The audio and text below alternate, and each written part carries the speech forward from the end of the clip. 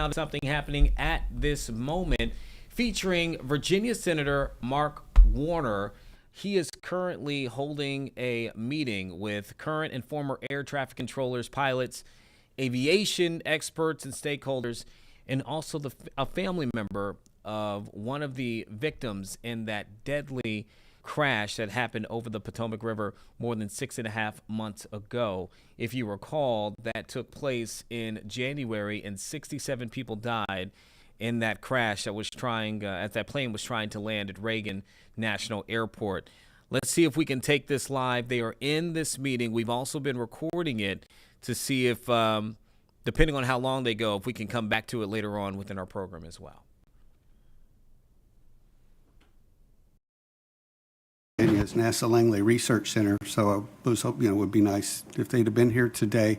But with their advanced air mobility and unmanned traffic management research that's going on down there, we certainly want to partner with them and get them going. They're also pushing forward teams on in-time aviation system-wide safety systems where we talk to each other so that we can give what they term actionable intelligence to adaptive agents, to airline pilots and air traffic controllers, because in every one of these mishaps that we've looked at through the years, there's been a piece of information that's been missing to the right person at the right time, but in the meantime, they're just covered up in noise from NOTAMs and other systems.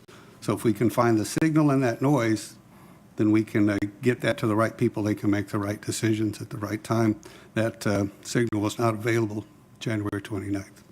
We have been, Don and I both been trying to make sure that we don't lose that basic research that's going on at Langley. It's real concern. Basic research overall. Yes. Especially lately. Others that we've not, all right, Buyer Warner, say all this stuff, but you didn't address X, or you need what's wrong in Bill Y. What else should we be? What else do you want us to know? I like to push for just more funding for air traffic control simulators. That is the biggest holdup, especially with taking the burden off Oklahoma City to train controllers. We need to get more controllers out and in there, and the way to do it is we're on the right track. Enhanced Air Traffic Collegiate Training Initiative. We are at ATC High School looking to become enhanced. I think they're about, 5 or 6 now. But the burden is on the university. So that means the university has to come up with the funds to get those simulators. However, for pilot simulators, there's a lot of grants for that. And one of the things is, help us get that funding to get the controllers out there. How expensive are they? Currently, I have 3 that we're looking at, from lower to just tower-based simulators, looking at $160,000 install and about $30,000 per year. To do both tower and radar to fully train the controller, you're looking at closer to about $250,000 install, and then maintenance $50,000 a year. Obviously, and this meant in hopefully the right way. I've never had a meeting where there's not at least some request for additional funding. So, and part of this is still protecting, and that's again when we whack government funding at the levels of being hit right now. There is, and the awful thing, the tragedy did get us some additional funding in the last legislation. But that is an awful way to govern, that it takes tragedies to move dollars. But this is critically important. You guys want to, I think we're down to, anybody got closing comments? Then Don and I will close out. I would just like to share one more thing, Senator Warner and Representative Buyer. I think the proposed legislation is phenomenal in trying to close the loopholes with ADSB. There are other aviation like EASA, for example, they have a more cooperative environment. They require transponders on all aircraft, and I think that would be a step in the right direction. Could you explain direction. to Congressman Buyer, EASA? Sure, sorry, the European, similar to the FAA, but in Europe. Sorry. And I think it would be a great step in the right direction to make all of our airspace safer, not just those areas that are, where large airports are around Class B. I think it would be it would go a long way in making sure that we don't have an accident like this that could occur actually outside of a busy airport. Closing these loopholes inside these locations with military aircraft is perfect. It's the right direction. It's going to make our aircraft, our airspace safer, but we should take a step further and encourage everyone to step into the modern age and share their position with all of the aircraft. I think I'd just like to just make a comment that what we heard today is what's really required is a comprehensive approach.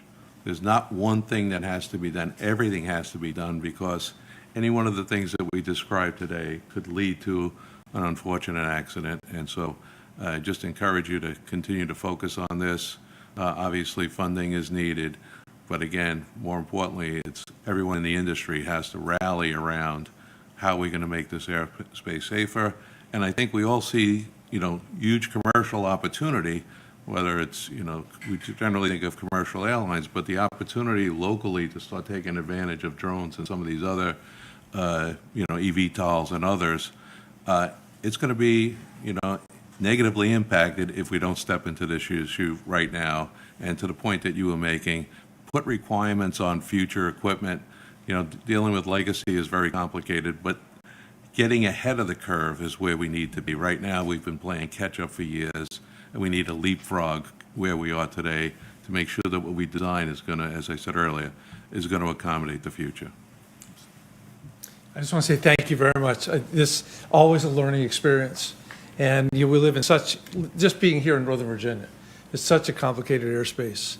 And the tragedy has just emphasized all that. So anything that we can do to support Sean Duffy, the FAA, whatever we can do in Congress, we're here to do that. So. And I'll just add, again, Secretary Duffy has been responsive. I hope that approach could go across the funding request as well. I appreciate everybody here. Again, particularly Mr. Collins, thank you for being here. I do have wondered at times, in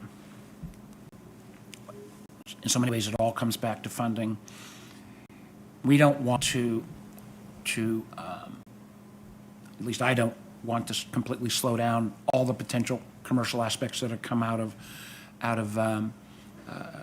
unmanned aircraft, drones.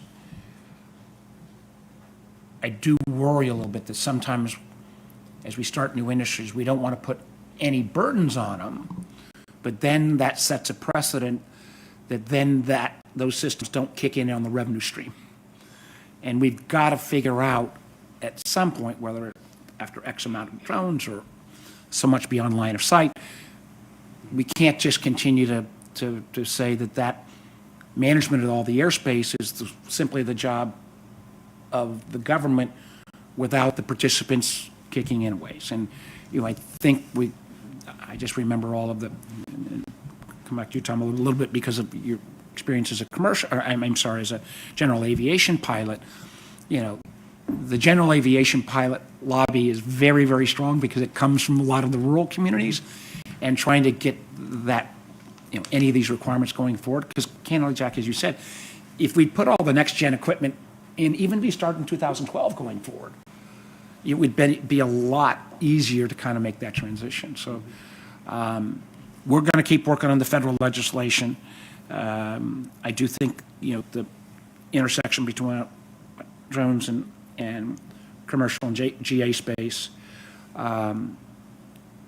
you got a commitment from us that some level of permanent memorial to the victims needs to be part of this going forward, so we never forget. And both of our offices, I know Rachel, got some folks, Nicholas and others from my staff here, and Jackie, others, we're open for business on this. So keep us informed. Let us keep pushing the legislation.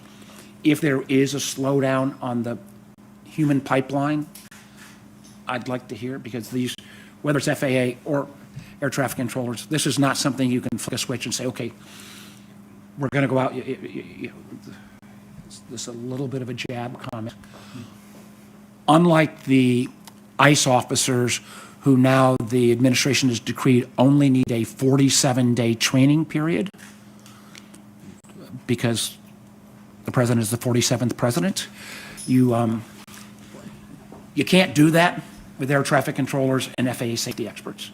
If you shorten the training period, you're not going to get the safety level we need. So this is something we have to work on at some length. So appreciate everybody. Again, thank you to Virginia Tech and for our audience for being here and our friends from the press. And we stand adjourned until next session. Thank you. Thank you.